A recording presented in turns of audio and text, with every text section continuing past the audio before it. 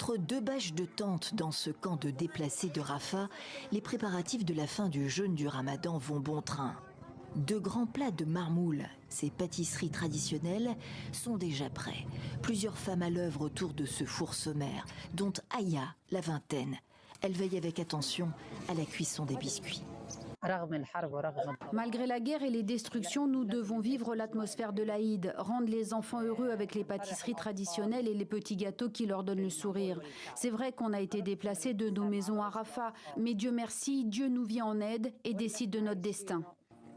Les enfants ne ratent pas un geste de la jeune femme qui vit ici avec sa mère et quelques-unes de ses sœurs depuis des mois. Mais la famille ne sera pas unie cette année pour l'Aïd el-Fitr. Mon père, mes autres frères et sœurs, mon mari sont à Gazaville et personne ne peut nous aider financièrement. Alors on a décidé de lancer un projet de pâtisserie pour couvrir nos dépenses pendant la guerre. Trouver les moyens de survivre économiquement après 6 mois de guerre déjà. D'autant qu'à Rafah, dernier bastion du Hamas dans le sud de l'enclave de Gaza, une opération terrestre se profile. Le Premier ministre israélien l'a confirmé. Aujourd'hui, j'ai reçu un rapport détaillé des discussions au Caire.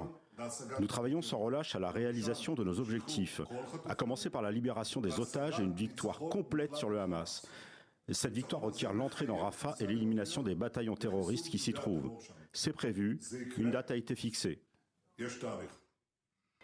Quand? Il n'en dit rien. Les États-Unis y sont toujours opposés. Opération néfaste pour les civils et qui nuirait à la sécurité d'Israël, selon le département d'État américain. Le tout sur fond de tractations ardues en Égypte sur une potentielle trêve.